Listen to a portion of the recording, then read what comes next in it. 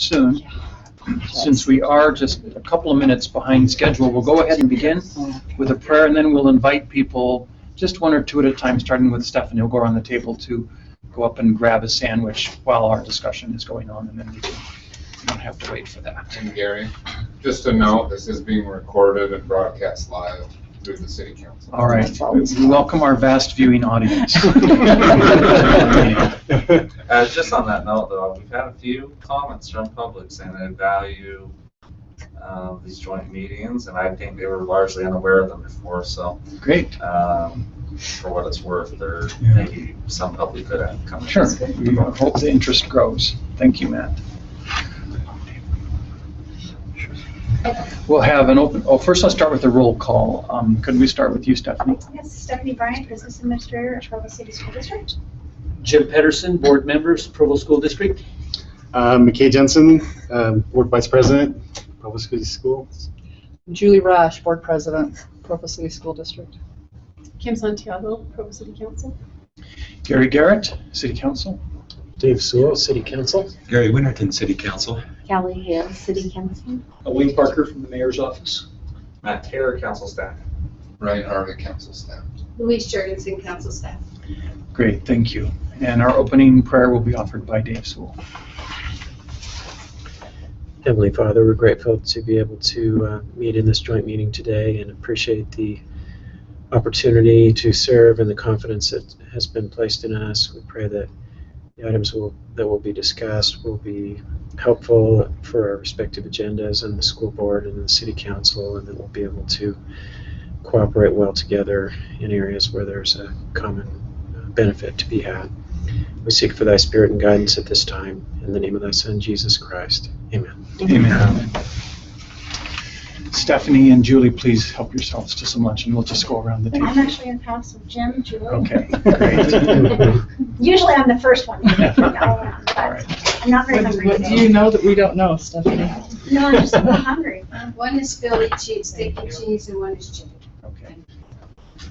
We have noted on the agenda several items of joint interest, and expecting that Keith will arrive shortly. We understand he had an appointment at a school. We'll come back to those items and move right to the Provo City items. Discussion on retail opportunities, housing in downtown Provo, housing expansion areas, and infrastructure plans. And we appreciate Wayne's willingness to help us with these items, and so we'll turn time to you, Wayne. Okay, thank you. I think I have enough of one of my handouts, but I'm sure I don't have of the other. So Okay. if we could just maybe have you share these as they go around. I'm just going to walk through the strategic plan that the city has been working on to try to define better what we should be doing with our retail efforts in Provo. As you can imagine, there's been a fair amount of concern with the closure of a couple of our recent larger retail establishments that we've been, it's been a little, there's been concern that it's been below to our budget. And let me just say initially that that's not been the case. We had one retailer who came in about a year ago that generates more sales tax than two who left. And so, but what it has been a little bit, I think, is kind of a blow to our ego as we've looked around and see these vacant storefronts and say, well, what on earth is happening in our community? So we've retained a consulting firm called Retail Strategies out of Alabama, one of the top 2 or 3 in the country, to come analyze our retail base and talk to us a little bit about what we should be doing to make things different. And so this, what the little handout I've given you, and we'll be glad to send an electronic copy to you, is a quick result of the executive summary of their research and their recommendations about what we should be looking at, how we should be proceeding. So let me just walk you through the handout quickly. The research that was done, and again, I'll just, as we go through, you'll see pieces of this through the presentation. But the you'll see there the map that's outlined, which is the geopolitical boundary of Provo, and it's the one we share with you. But we recognize that shoppers don't, as much as we would like them to shop Provo, the fact is they shop where it's convenient. And that can be drive times, it can be availability of parking. There's a whole host of reasons why people might choose to shop in certain areas or others. And so the research was designed to answer some of those kind of key questions about why do people shop where they do, and what's been changing about the marketplace in Provo. So if you go to the, let's just go to the market analysis page, it should be, I guess, the third one. You can see the what Retail Strategies did was a drive time analysis based on the corner of University Avenue and Center Street. And they said, if you've got a 5-minute drive time, how many people, how much money do they make, how many dollars do they have available to spend, and what's likely to happen to that trend over time. And so the 5 and 10-minute drive time, in many ways, encompass pretty much all of Provo. And what you'll see there is that the closer you get to the center of town, the lower the income is. And again, that's not a surprise to any of us in this room. But what it does tell us is that for quick shopping trips, we have very limited, people with limited income are not spending it.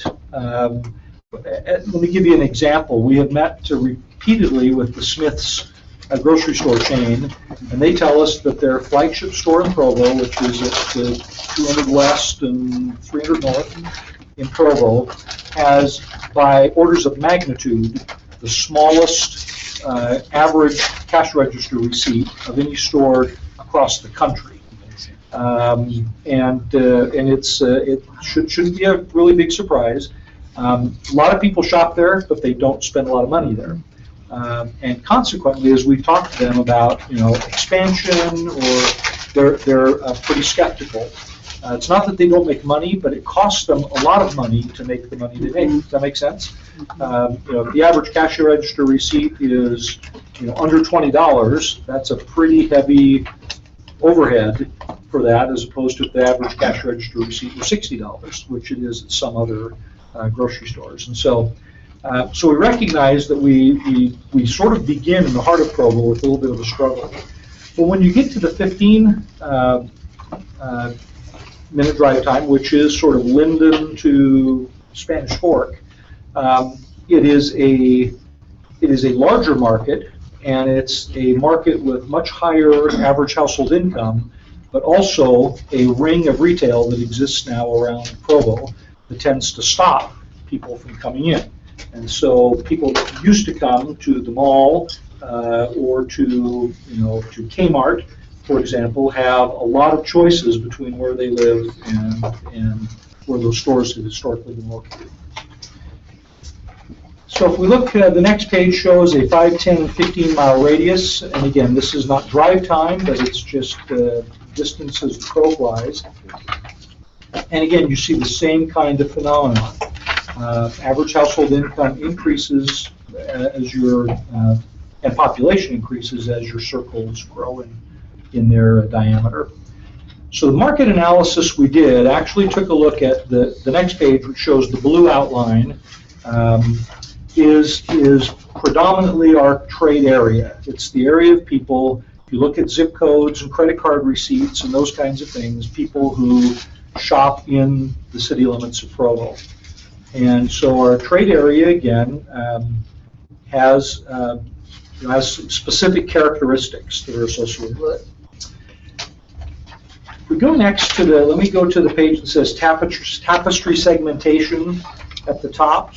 And the concept here is to look at a wide variety of factors that help define not just income and not just drive time, but a wide variety of factors that cause people to shop where they do.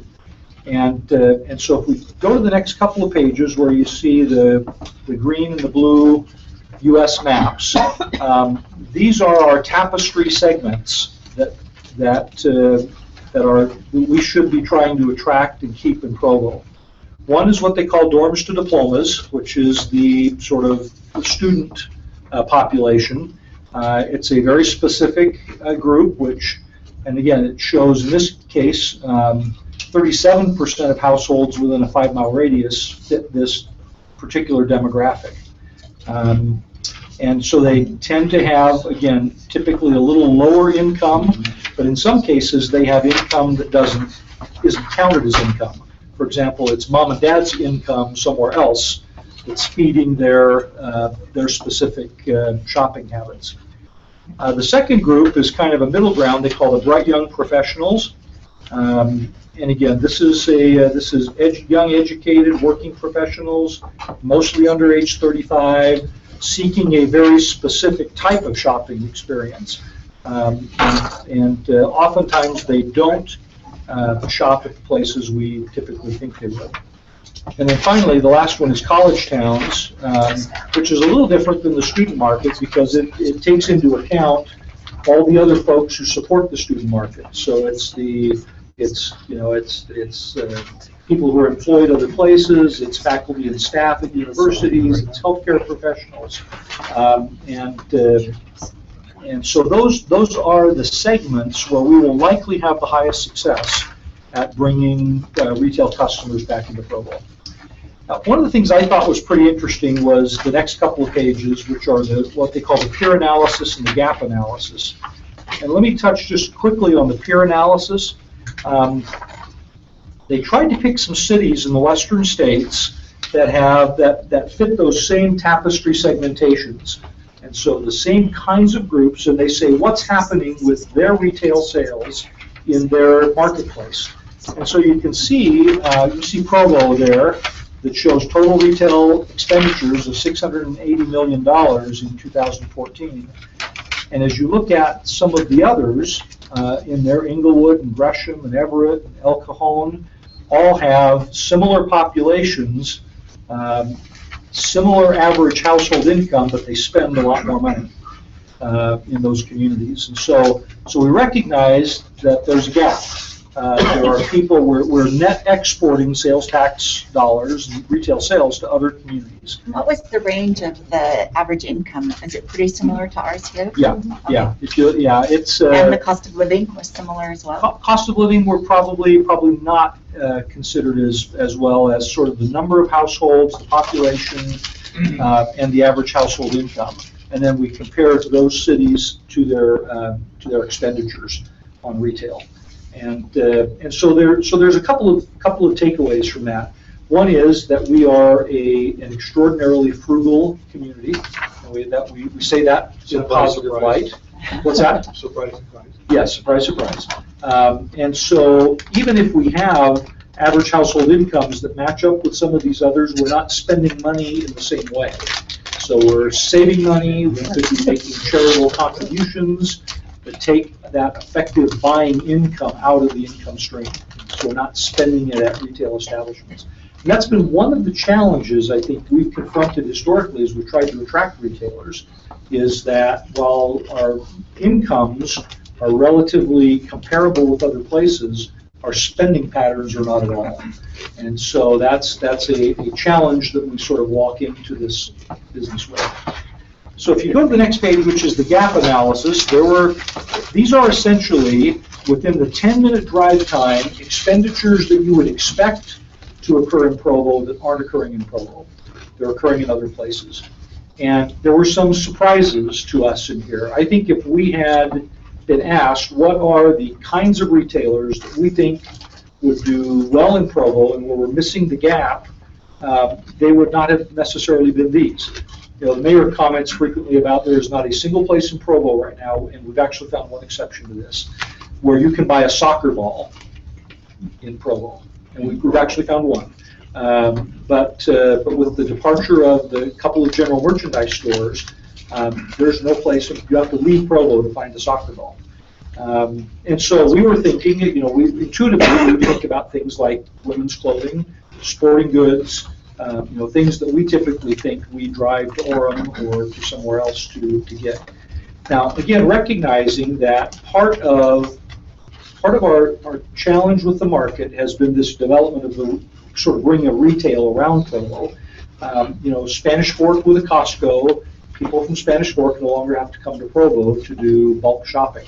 They can shop there, and so that, now interestingly enough, it hasn't affected Sam's Club revenues. They have stayed relatively constant, but they have not grown, as you would expect from a growing retail market. And so one of the things we found, for example, is that we are leaking $53 million a year in grocery stores, where people are generating the income in Provo, but they're leaving Provo to spend the money. That would not have been intuitive to us. However, one of the things we did learn is that the average sales at a Costco across the country is about $50 million at a Costco store. So it's essentially, our grocery, not that they're going to Costco in Orem, but it's like we're missing a Costco in the middle of Provo. Does that make sense? They're going to Costco now. Yeah, well, they probably are. Yeah, they probably are. And, and I think, and I think about the west side, for example, where there's no grocery store alternative, they're going to Orem too. They're probably not going to Costco as much as they're going to Walmart, just because of the convenience factor. And so as we've tried to look at these things, we've tried to say, well, what's our lowest hanging fruit? What are things that we can legitimately work on that probably would be most attractive to a retailer? And this list reflects kind of what those priorities ought to be based on the analysis. So you're confident it's not BYU food sales that are making up that gap? No. And you're paying sales tax when you buy food at BYU. Okay. Yeah. The only thing that BYU is exempt from sales tax on, interestingly enough, is textbooks. And that was a pretty big hit when the state legislature took that away about 7 or 8 years ago. But yeah, other than that, anything you buy on campus retail is subject to sales tax. So as we've begun to look at that, you may have noticed, for example, if you've been up by the Macy's grocery store, that there's a new Ace hardware store opening there. Ace was actually one of the groups we were talking to early about coming and creating a location somewhere different than Home Depot, that would create that opportunity. And so a nice neighborhood hardware store. Actually, the market beat us to it. That's a good thing.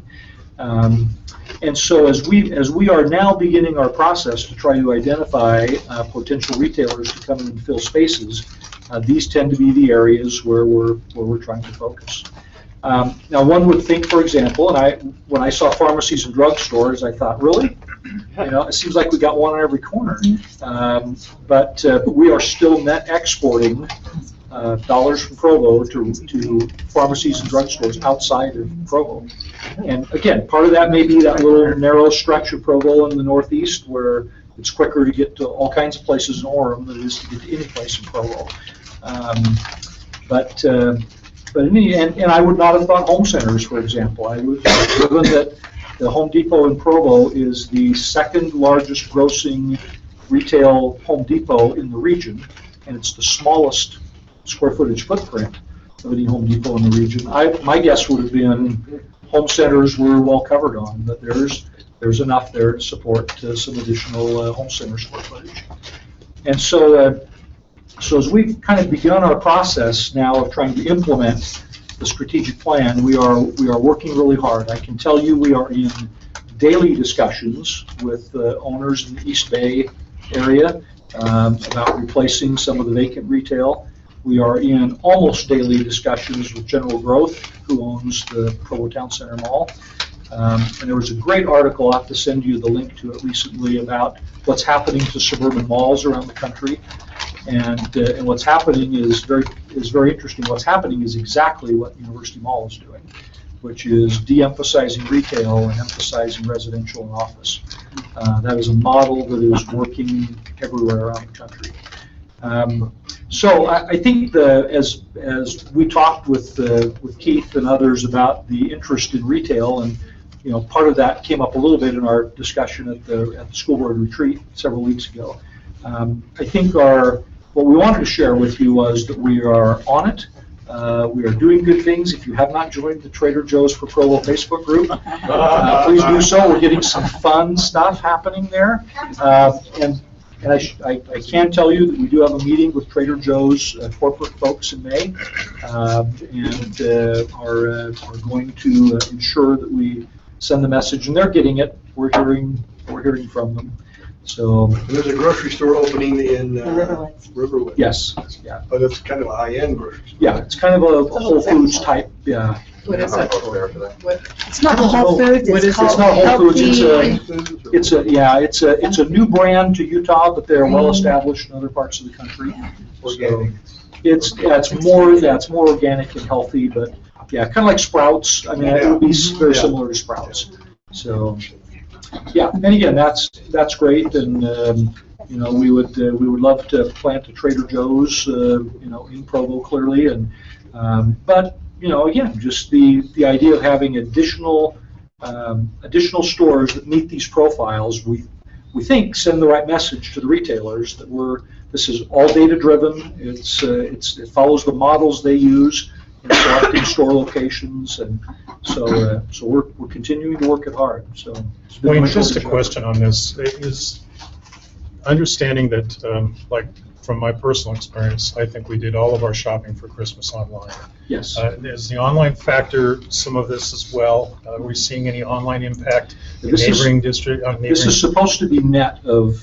Okay. I mean, that's what we asked the consultants to do, is net Okay. of online. Okay. But it's clearly a shift. Mhm. Yeah, we've had this year's retail sales for Christmas online were 3 times what they were 3 years ago. Wow. So it's a trend which is not going away. No, I think And it'll. particularly now, and I had a really interesting discussion with a retail developer operates nationally, and I asked this very question.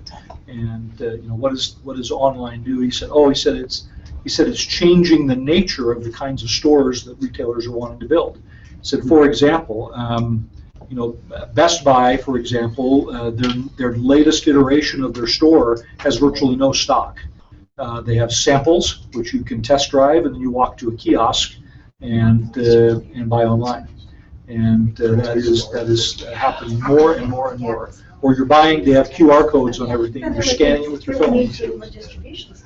Yes, there will need to be more distribution centers, and so that is an opportunity. Yeah, and the closer you are to the interstate freeway interconnections, the better off you are. So that works well for our valley because of the connection between I-80 and I-15. It goes really well for Richfield, for example, that's right on the intersection of 70 and 15. So I think you'll certainly see a lot more of those opportunities. Wayne. Distribution. So in spite of Smith's understanding relative to their other store about what they're looking for in the market segment, they're not willing to sell their land right. to another organization. That is no longer true. So What property was that? the west one on side. the west Center side. Street, Geneva. Yeah. By the subway. So we are actively working. Yeah, that's important. So did they mention anything about outlet stores in the East Bay? If that would be a draw, or is it mostly the focus is grocery and Yeah. Home Depot type? Yep. Didn't feel like an outlet there would work. Yep. The outlet malls that work are in the center of very high population areas, and partly because of our mountain to lake as it narrows down here, and as you begin to move south, you lose density. They did not think that was a market segmentation would work for East Bay. A lower income type grocery store, like a canned food grocery outlet.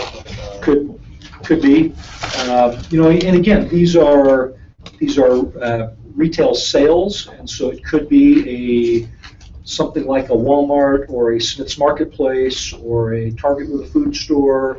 All of those would fit into this model somehow. So it's not necessarily just a standalone grocery store. Is that Walmart grocery store in Provo doing it? That's in Provo. That's doing very well. It seems like It is doing The very college well. kids love that place. Yeah, yeah, you and lots of people. So it's doing well. So I look at the restaurants. Are those mostly chain restaurants? Is that why because we have so many restaurants, is it the lack of ability to advertise and promote what we've got? Or I think that's part of it. And again, I honestly think as you think about this idea of when would people penetrate the ring of retail, if you live in North Orem and you want to go to a restaurant, there's no reason for you to go any farther than University, unless you want the downtown experience. There's really no reason to go past University Mall. You've got 15 or 20 restaurant choices there, and Let's get it in and out so- in South Provo. yeah, high volume. Well, So, Chipotle. and so again, when you think Yeah, about that market area, Chick-fil-A down in the south as well. yeah, when you think about that market area, it's pretty hard for a restaurant to penetrate. Yeah, that in and out is so crowded at Yeah. Orem all the time. I mean, my kids are there at 1 a.m. sending me Yep. pictures of the lineup, and that's why they're not home. Yep. It's probably fake, but that's what they said. Same picture. Hey, that car looks familiar. Because nobody else does burgers animal style. That's the whole problem. So anyway, that's just a kind of a quick update. The information has been fascinating, and we will be doing a presentation for council members. Our consultants will be here next Tuesday, and we do have some time on the work session set up for you to have some interaction with them directly. We will be doing a lunch meeting where we've invited all of the major retail companies, developers, investors, to come and have a direct conversation with these consultants as well earlier in the day. And so we've invited across the region from Salt Lake and Idaho and Nevada, and we've invited to come and have a one-on-one interaction with the consultants. So we're making a real attempt to get the information out and get people understanding what the market really is in Provo and what opportunities would be here. So, yep. one of the positives of going with retail strategies in my mind was that they were really strong, or seemed to be strong in the recruitment side. Yes. Being able to recruit some of these businesses that don't think they can make it here, and then they can they use their statistics to figure out where they made it, where they Yes. probably shouldn't have, and Yep. then bring that kind of data to the table. Are they? We are You working. had conversations that. We're working on a proposal with them. Okay. Yep, that we would consider retaining them for a 2 to 3 year period to help us market. Yeah, that's on the table for sure. Where's the best place to follow these conversations before they get so far down the road? Living over here on the west side, that Family Dollar was up with the sign on it before I even knew it was being built. Yep. So where? We didn't attract them. Right. They came to us. Well, and I'm not complaining. I'm just saying that there's things in all of that property that will be developed. Yeah. Like, how can we know that what conversations are happening before they say grand opening? Yeah. Once an application is made, it's all public. And so we could certainly do a better job of sharing that kind of information when we get an application made. So much of what we're doing right now happens quietly behind the scenes, Sure. and they want it that way. Sure. If we were having active conversations, for example, with Trader Joe's, they don't want of other retailers to know they're in active conversation with us. And so a lot of that happens quietly behind the scenes. Meetings that don't even happen here in town, largely because they demand that kind of confidentiality until they make an announcement. That would be pretty impressive if you can get Trader Joe's, because their biggest seller is their alcohol. Yep. And So so- they're doing really well in Salt Lake. Yeah. And But I bet they'll sell more alcohol in Salt Lake than they will in Provo. yeah, that's probably But true. they have them in Boston. They're good. I had to smile. We were up in Boise for a funeral last week, and they have a Trader Joe's smack in the middle of downtown in Boise, about 2 blocks from the state capitol. And I made the mistake of taking my wife and her mother to Trader Joe's in downtown Boise at 4 o'clock on Friday afternoon. It took us well over an hour to figure out, with all the one-way streets running as they do in Boise, how to even find the freeway again with the GPS unit, because we could never make left turns anywhere. So we were driving in right turn circles trying to figure out how to get out.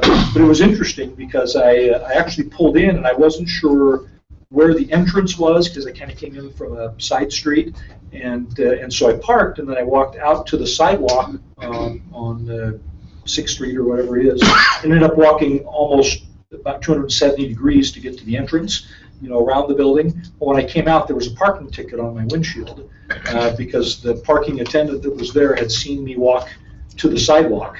And so I finally went to the parking attendant, held up my bag, and pointed to my car, and he went over and tore up my parking ticket. But they are so popular that they are ticketing in real time. I mean, in 2 minutes. I had a parking ticket on my windshield when it was clear I didn't walk directly to the entrance. I had walked around.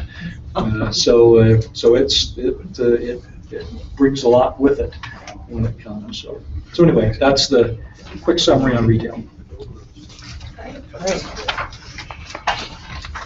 I don't know if you want me to keep Yes, going. why don't we just keep going down that list? Okay. Let me, want to kind of combine, if I can, maybe 4 and 5, and let me hand to you a map, which I asked our community development team to put together, that shows all of the housing projects in Provo that are either under construction, have been applied for and are in review, or have been talked about in concept with us, to give you a little sense of what's going on. And so to give you just a quick sort of color coding, and again, that didn't all reproduce well, but the green dots or areas are multifamily, apartments, condominiums, and the yellow ones are single family, primarily single family detached, although some are single family attached. To give you a sense of kind of the housing units right now, if you look at the under construction ones, we have almost 600 units in Provo that are currently under construction today. Let's see, about a little less than half of those are single family detached. The rest are multifamily. If you look at those that are in review, these have been submitted to us, have not had a building permit yet issued. And you can see again a wide variety, but almost 1,600 units are subject to application, and again have not issued final development permits yet. We have another roughly 800 that have been, for which people have come to talk to us, haven't submitted a formal application yet, but we know they're in the rapidly approaching reality. And then we've been going through, as you know, the Southwest Provo Neighborhood Plan, and we have a couple of large developers that are very interested in property in Southwest Provo, and the neighborhood plan that's been underway identifies the potential of another 2,500 homes in the area south of the river and west of I-15. So that, and again, we don't know what kind of time horizon that will be. But we thought we ought to share with you just kind of the things we know that are happening from a housing perspective, and what that's likely to look like over time. So how does that translate into students? I mean, as far as apartments versus single. It's a great question. I don't know that we know that precisely yet. So I mean, the presumption is that particularly for the apartment buildings that are being developed downtown, most of them are pretty small units. They're 1 and 2 bedroom. The presumption is that by the time you have a child in the school system, they would probably have relocated somewhere. Yeah, and so again, that may not be the best predictor. What we are getting though is even in the single-family home areas, we're getting a sense that people want to build more of a mixed-use community. And everybody kind of points to Daybreak or some of these others as being places where you would have a wide variety of housing types all within the same neighborhood. It's a little different concept that we have operated in Provo before. So I'm not sure we have a really good feel for how that translates to students. One of the good things is that it clearly translates to tax base. And again, residential is not great tax base. It's in terms of dollars generated per square foot of development. But and we struggle a little bit with that because all of our infrastructure, the further you stretch it out per unit, the more expensive it becomes. And so when you put houses a quarter mile apart, it's pretty expensive to get a sewer line to them. But if you've got 80 houses in an acre, that's pretty inexpensive to get utilities to them. So that tends to be a lot more efficient from the city's perspective. It may or may not be for the school district or others, but, so I'm not sure I can give you a really good handle on how many kids this represents and in what timeframes. My swag is probably not as good as yours in that regard, so. And NeighborWorks is the only, like, government subsidized type housing or subsidized housing. No, there would be others, yeah. I mean, out of these, which ones else, which other ones? I can tell you which ones have tax credits associated with them. Startup Crossing Apartments, the St. Francis facility has tax credits. Did you get the? Yeah, Startup Crossing and St. Francis, right, in that first list. Liberty Place, number 10.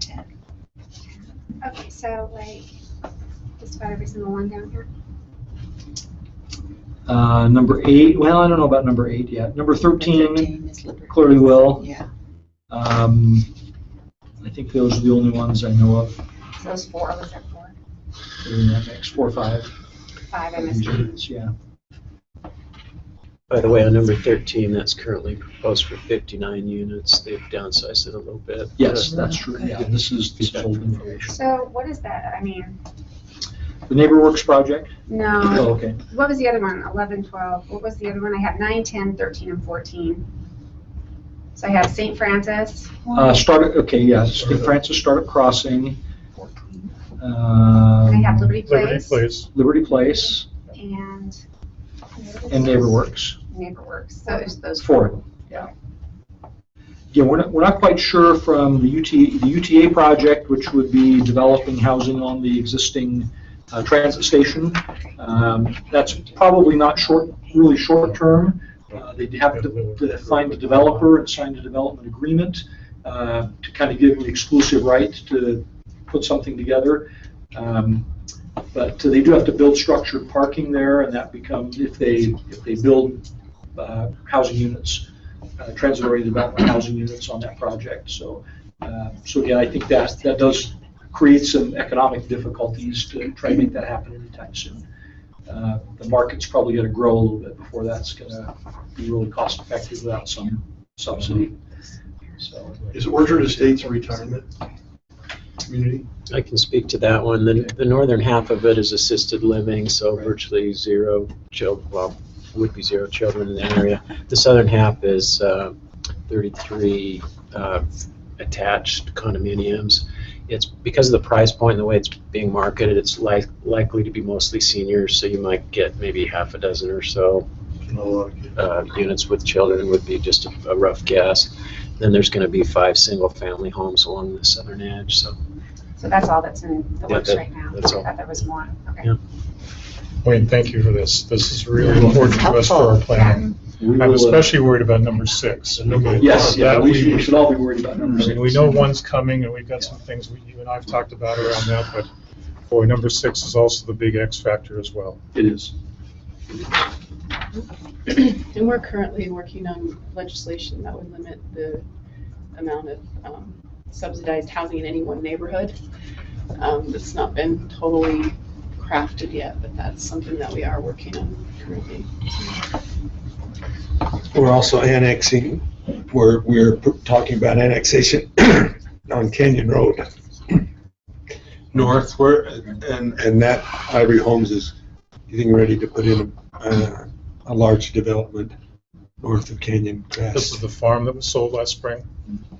So that's not on here. That's not on here. It's not in the city currently. We've not annexed it. Gary, have they said anything? So we don't have an They've put a number application on that? other than the Okay. annexation. So that's just filed. 108, somehow in the back of my mind, About 180 180. homes? 180. 180. Wow, hi Canyon Crest, that's gonna bulge it a little. Was it 100, was it that high? I don't think Maybe it's not that high. We have, It's like we have 100, preliminary slightly over plans 100. that we've seen. Okay, 108 Yeah. maybe it was. Maybe it was good. And 22% of our homes in But this it will go in. city have kids. In phases. And then you spread those out over multiple levels. So right now, we can handle that at Canyon Crest. I'm a little bit more concerned about the regentrification going on up there, about also adding to this. Yep. What schools are impacted by number 6? Would that be just Sunset View. Sunset Land's right on Amelia. top of Amelia Amelia. also? And then depending on how much they're impacted, that could result in boundary No, we shifts do own a to little- impact Lakeview also. Yeah, we do own a little land right next to Amelia, so if we had to maybe do an annex of some kind, we could do that. There are options, just not a lot of good ones, but And you saw the email from David Harding. It would definitely impact the future planning for middle school and all of that. So that we'll be talking about in a month or two, I guess. It kind of looks like, but yeah, and then ready to go. Yeah. I think the big concern for me about number 6, although we do have a school over there, and we're trying to discuss some things with Ivory Homes about the number 1 project on here. I think, Wayne, I've told you about that. But in the number 6 area, in the event that we're going to have to consider putting another building down in that area, we've got to have access to some land to acquire while this process is going on. Land, as you know, is evaporating, and we're running out of options for a number of our programs. So that's really essential for us to be at the table when that gets serious. We are, at this stage, we are working through the neighborhood planning process. And so to the extent that anyone from the board or staff wants to be involved in that process, we'd love to have you.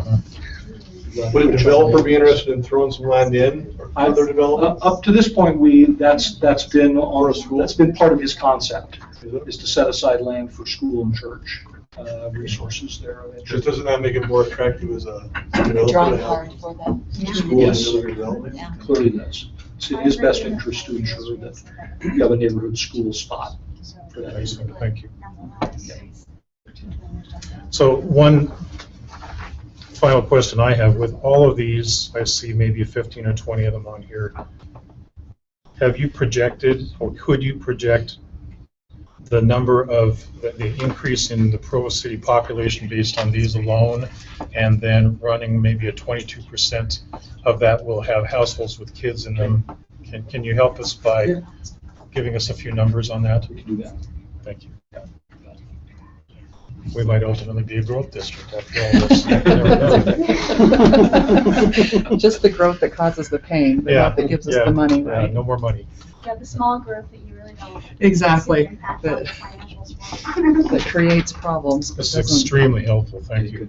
Yes, thank you, Wayne, very helpful. Should we look at infrastructure then as well? I was just going to comment briefly on that, unless you have specific questions, but we are constantly in the master planning process for our utilities and city infrastructure.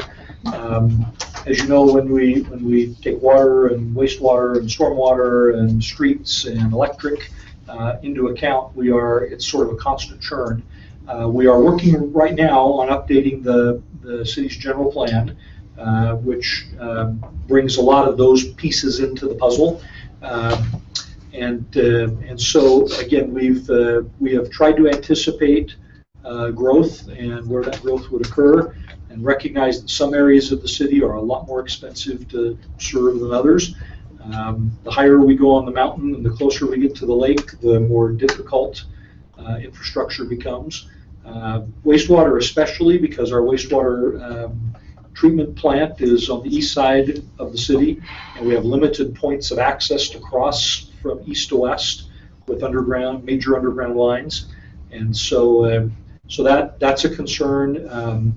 We also need to do some additional water storage facilities and pipelines. So our water master plan calls for some pretty significant changes over the next 4 or 5 years in terms of adding elevated tank locations and places where we can help preserve water pressure and fire flow as the community grows. So the municipal council just recently approved bonding to do some of that infrastructure work. Some of it will be pay as you go.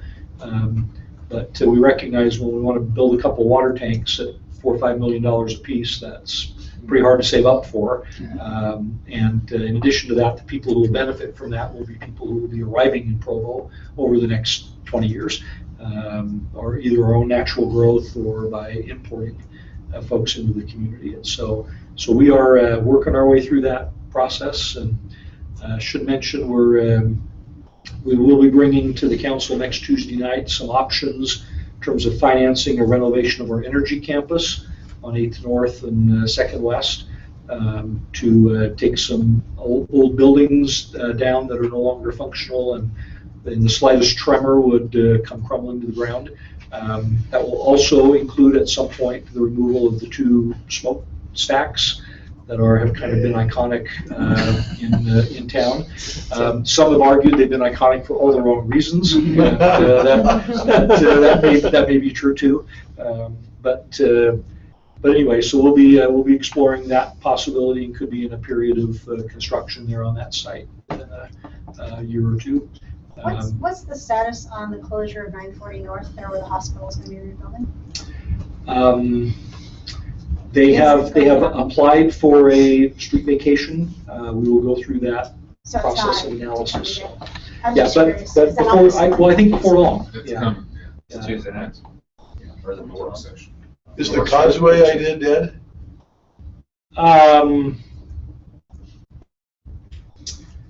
No, it's probably on life support. I'm trying to think through all of the things I've heard. It's mostly dead. Characterized, so mostly dead, yeah. Life support's a good. Right. There you go. It's everywhere. Any other questions for Wayne? Wayne's been busy. Thank you, Wayne. It's a busy time, so thanks so much. No, thank you. Thank you, Wayne.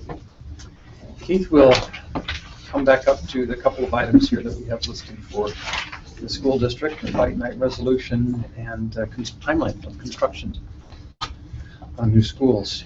You're interested in an update on those?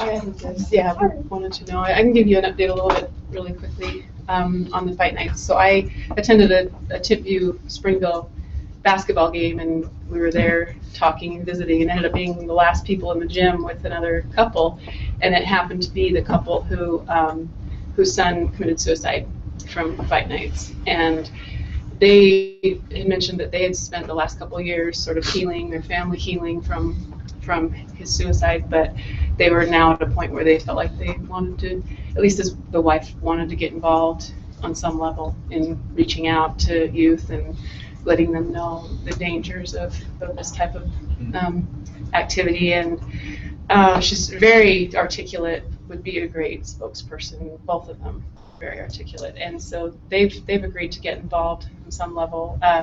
Then we met with Jimmer's board, and they're on board to, we didn't really finalize the details, but they're willing to help get the word out as well.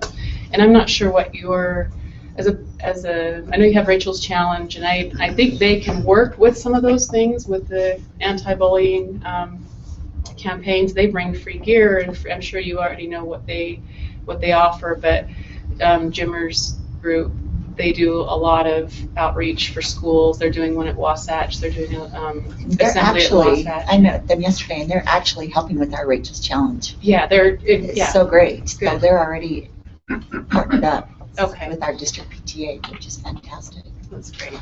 So when we passed our resolution, there was talk that you were going to maybe be discussing that, and just wanted to find out what you came up with. We haven't Going brought it back. up yet. Oh, okay. There has been some email back and forth with different opinions.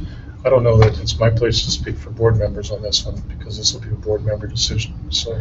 Well, we kind of talked about it, and a little bit, but Keith's right, it was largely an email conversation.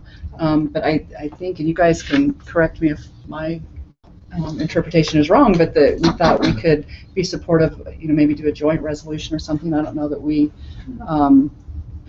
necessarily saw the need for separate, the thing that you're already doing, but I think that most of the board members expressed interest We in. didn't want to detract in any way. We want to be Right. supportive in every way, but not sort of divide effort. But I think from what was expressed to, again, you guys jump in if I'm wrong, but was that I think it was, supportive of it. Nobody saw any reason really not to support the efforts. For sure, it's certainly something we're concerned about.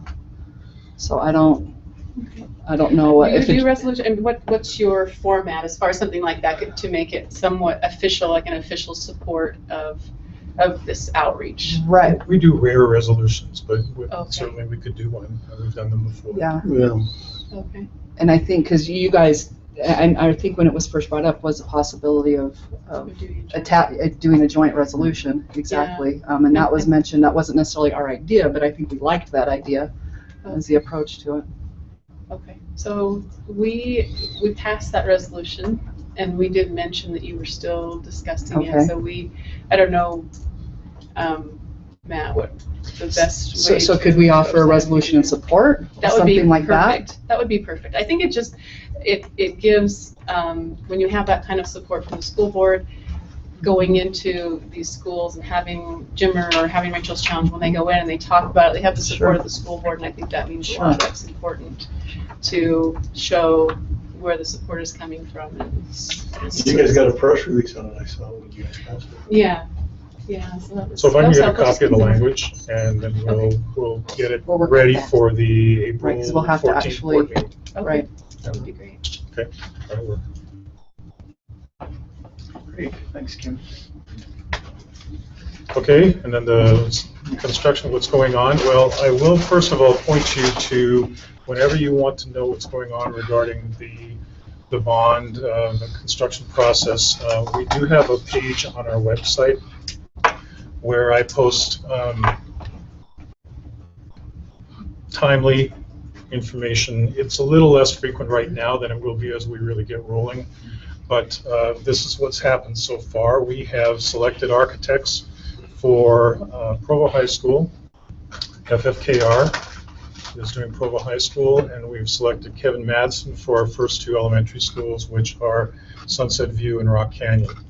Both of them are getting designed out right now. We have a really nice model that Kevin Madsen has been using in Nebo. Several of our people have gone on tour through some of those schools, and they're wonderful. They're really great. The Provo High situation, we're just selecting the general contractor. We're just in the throes of doing that here in the next week or so. They're already starting to have community and staff meetings to program that building. So things are moving. We've also made a trip to San Francisco, met with Moody's, got our bond rating, and then, which is a AA2, and is that right? Yes, but we were qualified also that we by the state, because of the state guarantee, the state lends us their AAA bond rating because our rating was good enough. We actually closed and funded those bonds today. Yes, we did a big sale on them about 3 weeks ago, and then closed on them today. So Who was a big winner, Stephanie?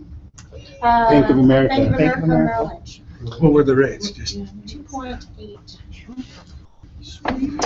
We're really pleased. So- And a nice premium on it. So. And Zions they were a little surprised with Bank of America. They said that they haven't done a lot of Utah paper, they said, and that they were so aggressive, and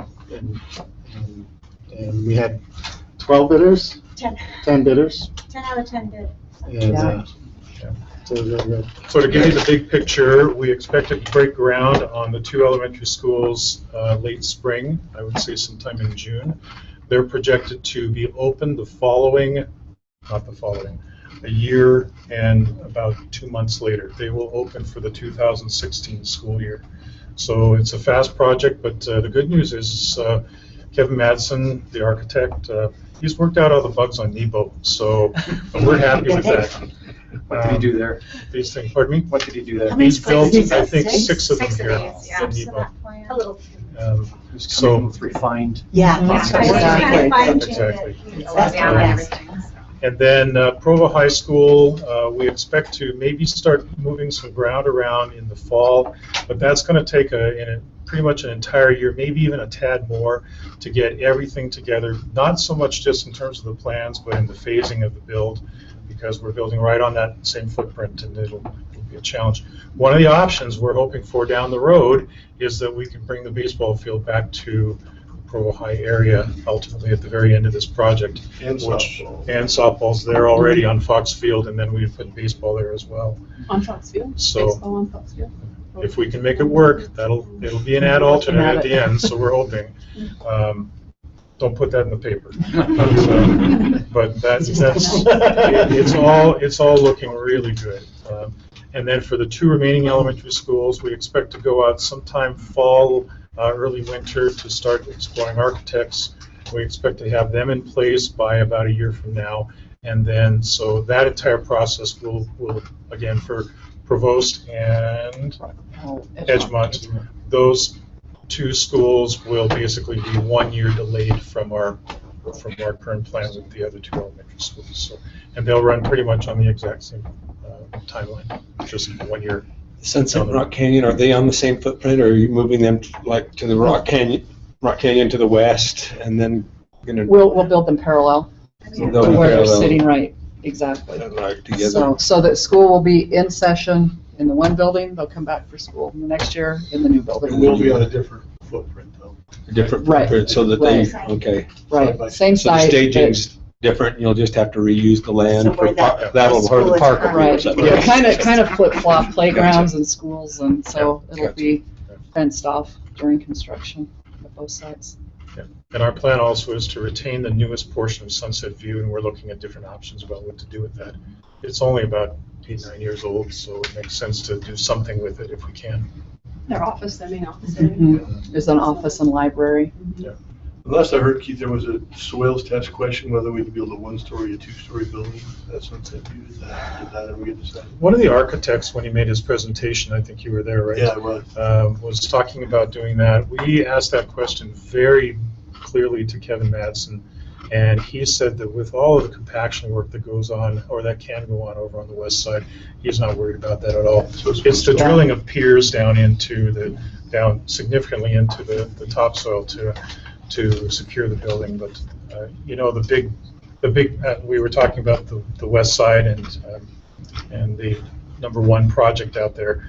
There's a church, I mean, I live just a few blocks away from there. There's a church site that has been created. It's got to be 25 feet tall, and they're just waiting for it to weight down into the ground, and then they'll put it on. So engineers are smart. So that's where we are. Anything I missed? Nope. I know that- Any questions that you have there? I think we're being very aggressive with that. I think we were conservative in our timelines as we went out and asked, through the campaign, but I think people are going to be really surprised at how quickly those are going to move. And we're excited about all the things that are happening there. You know, that's a good point McKay brings up. That was a discussion that the board had to weigh both sides of this. Do we delay the infusion of the bonds and rates and those kinds of things, and take a chance on missing out on very favorable bid climates right now and very favorable interest rates? Or do we get after it and really start to build based on a more aggressive timeline, but potentially, drive the rates up a little sooner than we intended to? And we thought that for safety purposes and also for economic purposes overall, it would be good to be a little more aggressive with this. Yeah, on this bond size, every basis point move was about 10 grand, so 100 basis points is $1 million for every interest rate. So I think Stephanie's done a good job of managing interest rate risk. We've had a long conversation about that. Along with science, finance group, they've been great. Thank you. Well, congratulations on your great success. We would have ordered a cake. That's gonna be our Go with our food. lunch. I know. Big success was getting it passed. Yeah. Right. Right. We're happy. Any other questions or comments or input? Do you want to update them on any hires? I mean, you had a little bit of hiring in the school district. Yeah, we still have 2 positions open, but we've hired a new Westridge principal, Becky Thomas, who's been a longtime district employee. Ray Morgan, who some of you may know, has been assistant superintendent over teaching and learning for a while. Ray has decided to put himself out to pasture, and he's got other things he wants to do. So we hired Anne-Marie Harrison-Polson to take over. Anne-Marie used to be, many years ago, was principal at Sunset View. She's been in the district for quite a long time. And just recently, we announced that Doug Finch, formerly of Alpine School District, will be the new principal at Edgemont. We're hiring Centennial within the next couple of weeks, the Centennial principalship for about in the next 2 weeks. And then we also have another opening at Spring Creek, which has just recently arisen, so we'll get after posting that and hiring that as well. It's never dull time in busy time. Busy time. Great. Anything else, Dave? Very late last night, the state legislature passed that non-discrimination law, so I was just wondering if you're able to take that into account, maybe best for. 296? Yes. Yeah. So Marcia and I, after we've met, have been talking about it a lot, and she actually talked to Mark I talked to Wheeler. Mark so about it, and he had already. It's already in the works. Talked about it. He had already considered that. It's built into the system. It'll be built into the system. With gender neutral bathrooms and that sort of thing. And I sent an article that you guys got. I probably should have sent it out to everyone that Park City Yeah, already has those bathroom restrooms. I took a picture of one in the San Diego airport yesterday, I can show you. Yeah, we think we're going to be able to manage that simply by, that'll be the bathroom attached to nursing spaces in our schools. So that can be used by anyone at any time. Well, if somebody else is there. Here's what the sign looks like, if you guys want to. Yeah. We haven't talked to the architect yet, however, about the impact of this. All right. Well, thank you. We appreciate your time this afternoon, and it's been very helpful to share and to listen. So appreciate your being here. And with that, we'll dismiss and see you next time. Thank you. Very nice chat with you from Yes. I apologize for being late. I know. It's a long I was actually on her at Home Depot. You run across your transportation bus. Our Lakeview principal is a little worried. Well, he wants to, he'd like to move a crosswalk to a different corner of the property. And